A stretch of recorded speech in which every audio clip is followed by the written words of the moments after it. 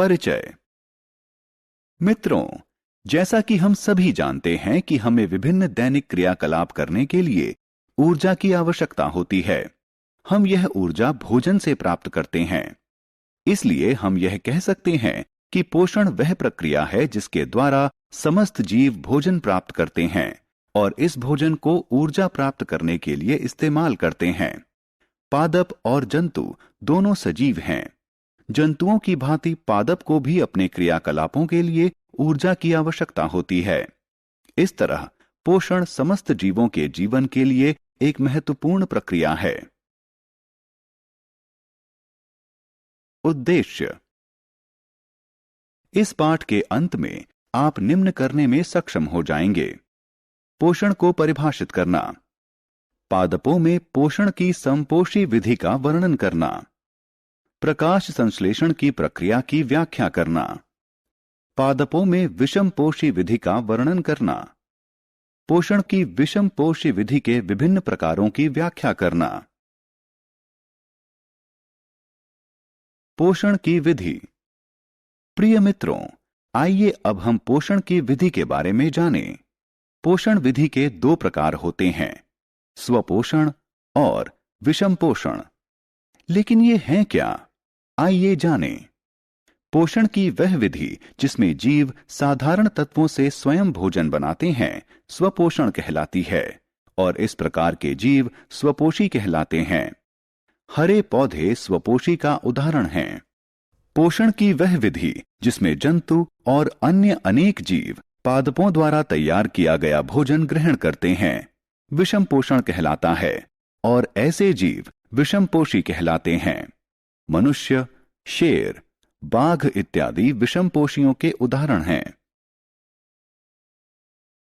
प्रकाश संश्लेषण। जैसा कि हम सभी जानते हैं कि हरे पादप अपना भोजन स्वयं संश्लेषित करते हैं, लेकिन क्या आप जानते हैं कि वे अपना भोजन कैसे संश्लेषित करते हैं? वास्तव में हरे पादप अपना भोजन प्रकाश संश्लेषण की प्रक्रिया के द्वारा बनाते हैं। प्रकाश संश्लेषण वह प्रक्रिया है जिसके द्वारा हरे पादप क्लोरोफिल यानी पर्णहरित व सौर ऊर्जा यानी धूप की उपस्थिति में कार्बन व जल के द्वारा तैयार करते हैं।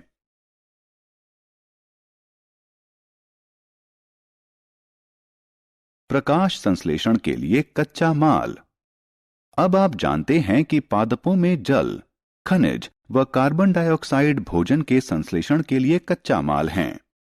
क्या आप यह भी जानते हैं कि पादप ये कच्चा माल अपने आसपास से कैसे प्राप्त करते हैं और पादप उन्हें अपने भोजन के कारखाने तक कैसे ले जाते हैं? जल और उसमें घुले हुए खनिज जड़ों द्वारा सीधे मिट्टी से अवशोषित किए जाते हैं और उन्हें तने में उपस्थित अनेक छोटी छोटी वाहिकाओं द्वारा पत्तियों तक ले जाया जाता है। ये वाहिकाएं जड़ से तने, शाखाओं और पत्तियों तक फैली होती हैं। वे जल व खनिजों को निरंतर पत्तियों तक पहुंचाती हैं। इसी तरह वायु से कार्बन डाइऑक्साइड पत्तियों की दोनों सतहों पर उपस्थित छिद्रों द्वारा प्राप्त की जाती है। ये छिद्र रंध्र कहलाते हैं। इन रंध्रों के चारों ओर द्वार कोशिकाएं होती हैं। प्रकाश संश्लेषण का उत्पाद। कार्बन डाइऑक्साइड और जल पत्तियों में पहुंचकर धूप की उपस्थिति में अभिक्रिया करके कार्बोहाइड्रेट बनाते हैं। अंततः कार्बोहाइड्रेट स्टार्च में बदलकर पादपों के विभिन्न भागों में एकत्र हो जाता है। इसलिए प्रकाश संश्लेषण में निर्मित होने वाला पहला भोजन उत्पाद स्टार्च है। स्टार्च कार्बोहाइड्रेट का ही एक रूप है। इस प्रक्रिया में ऑक्सीजन भी अवमुक्त होता है। अतः इस प्रक्रिया को निम्न प्रकार से व्यक्त किया जा सकता है। इस प्रक्रिया के अंतर्गत कार्बन डाइऑक्साइड और जल धूप की उपस्थिति में कार्बोहाइड्रेट और ऑक्सीजन अवमुक्त करते हैं।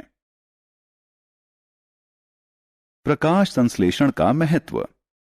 अब तक हमने प्रकाश संश्लेषण की प्रक्रिया के बारे में जाना है, लेकिन अब प्रश्न है कि इसका महत्व क्या है? प्रकाश संश्लेषण इस ग्रह पर जीवन के लिए एक अति महत्वपूर्ण प्रक्रिया है। यह प्रक्रिया सौर ऊर्जा को जैव पदार्थों में बदलने में सहायक है। इसलिए प्रकाश संश्लेषण की प्रक्रिया भौतिक और जैविक विश्व को जोड़ती है। यह सभी सजीवों के लिए जैविक भोजन का प्रत्यक्ष या अप्रत्यक्ष रूप से प्राथमिक स्रोत है। यह पारिस्थितिकी तंत्र में वायु को शुद्ध करने और ऑक्सीजन व कार्बन डाइऑक्साइड का संतुलन बनाए रखने में भी सहायक है।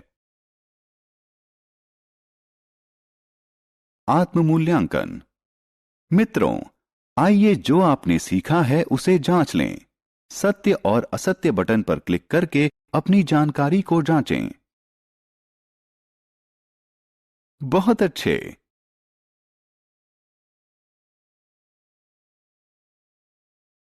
बहुत अच्छे।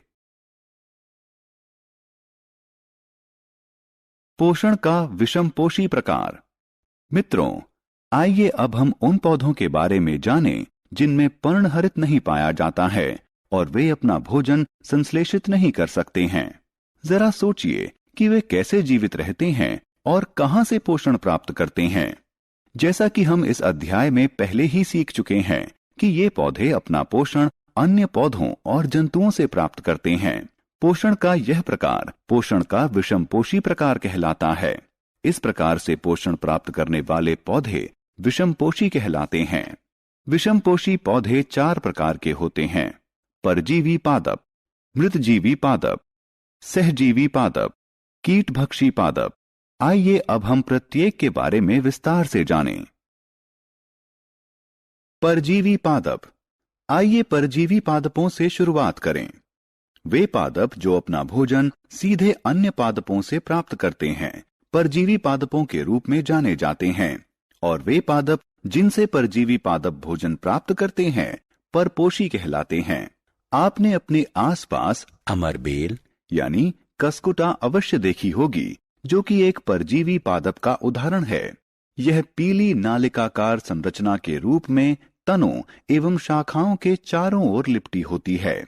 आपको जानकर आश्चर्य होगा कि इसमें क्लोरोफिल नहीं पाया जाता है, इसलिए यह जिस पादप पर लिपटी होती है उसी से तैयार भोजन प्राप्त करती है। यह जिस पादप पर आरोहित होती है उसे परपोषी कहा जाता है। अमरबेल परजीवी पादप का एक उदाहरण है। मृतजीवी पादप। जब आप सब्जियों की दुकान पर जाते हैं, आपने पैकेट में रखे हुए मशरूम अवश्य देखे होंगे। इसके अतिरिक्त कभी कभी बरसात के मौसम में सड़ी गली लकड़ी पर उगी हुई मुलायम छाते जैसी आकृतियों को भी देखा होगा। लेकिन क्या आप जानते हैं कि ये जीव क्या हैं और अपना पोषण कैसे प्राप्त करते हैं? मित्रों, ये जीव सामान्य रूप से कवक कहलाते हैं और वे अपना पोषण मृत और सड़े गले पदार्थों से प्राप्त करते हैं। मृत और सड़े गले पदार्थों से पोषण प्राप्त करने के लिए वे पाचक रस स्रावित करते हैं और इसे विलयन में बदल देते हैं। पोषण की यह विधि जिसमें जीव अपने पोषक पदार्थ मृत और सड़े गले पदार्थों से विलयन के रूप में प्राप्त करते हैं, मृतजीवी पोषण कहलाती है। और वे जीव जो इस प्रकार की पोषण विधि का इस्तेमाल करते हैं मृतोपजीवी कहलाते हैं। इस तरह हम कह सकते हैं कि कवक मृतोपजीवी होते हैं। सहजीवी पादप। मित्रों, क्या आपने कभी सहजीवी संबंध के बारे में सुना है और इस शब्द का वास्तविक अर्थ क्या है? 2 असमान जीवों के मध्य वह संबंध जिसमें दोनों एक दूसरे पर आश्रित होकर एक दूसरे को आश्रय व पोषण प्रदान करते हैं सहजीवी संबंध कहलाता है।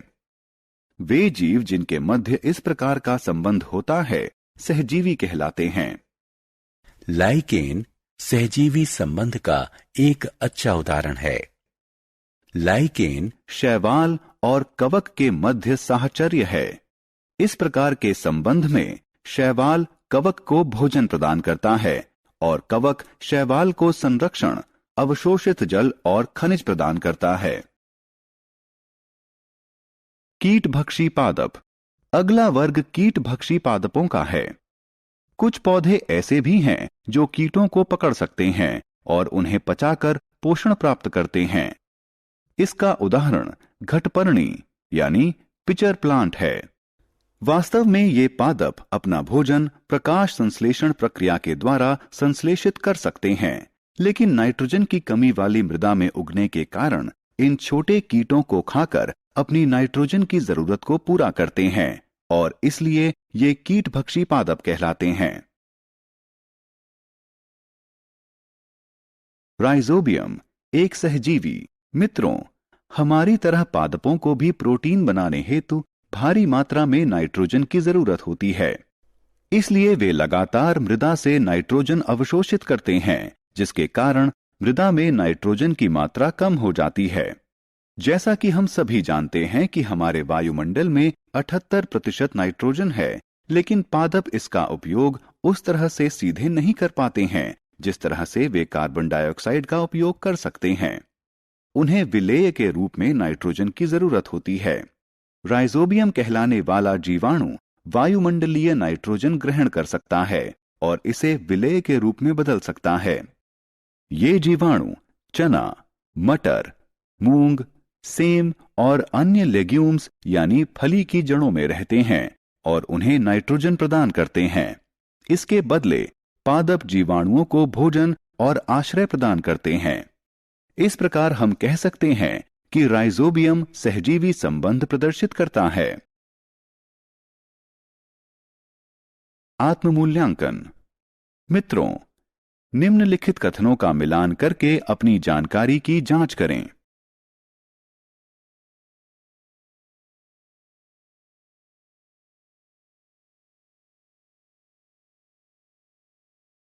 बहुत अच्छे।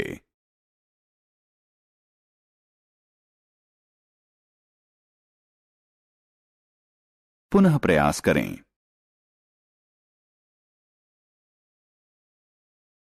बहुत अच्छे।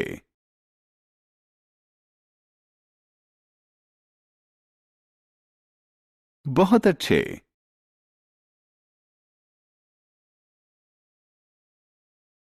बहुत अच्छे।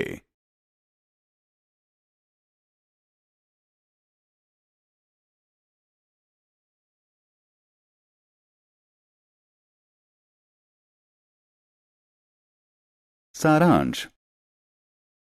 आइए हमने जो कुछ सीखा है उसे संक्षेप में दोहराएं। वह प्रक्रिया जिसके द्वारा समस्त जीव भोजन प्राप्त करते हैं और इस भोजन का इस्तेमाल ऊर्जा प्राप्त करने के लिए करते हैं, पोषण कहलाती है। पादप अपना भोजन 2 विधियों से प्राप्त करते हैं, स्वपोषण और विषम पोषण। पोषण की स्वपोषी विधि में पादप अपना भोजन प्रकाश संश्लेषण प्रक्रिया द्वारा स्वयं संश्लेषित करते हैं और स्वपोषी कहलाते हैं। प्रकाश संश्लेषण वह प्रक्रिया है जिसमें हरे पादप अपना भोजन क्लोरोफिल और सूर्य के प्रकाश की उपस्थिति में कार्बन डाइऑक्साइड और जल से संश्लेषित करते हैं।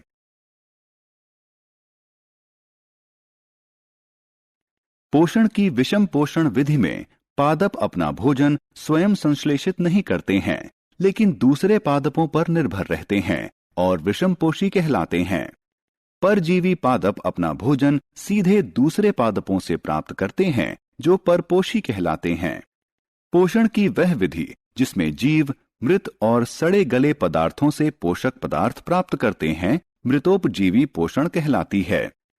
लाइकेन पादपों का एक विशिष्ट समूह है जिसमें शैवाल और कवक दोनों एक साथ रहते हैं। यह सहजीवी संबंध कहलाता है।